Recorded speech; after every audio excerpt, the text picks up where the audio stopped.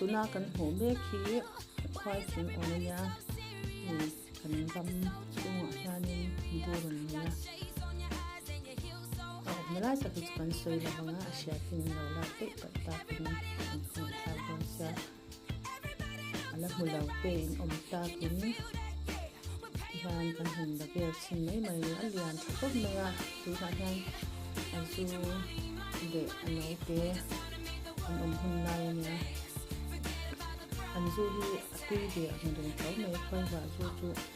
luk lo te ka an nang tu po he chi cha nang han ei pak chi an khan lo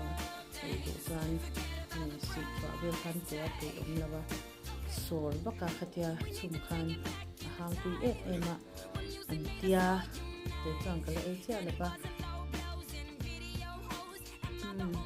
kan la dia noi mai ni le na in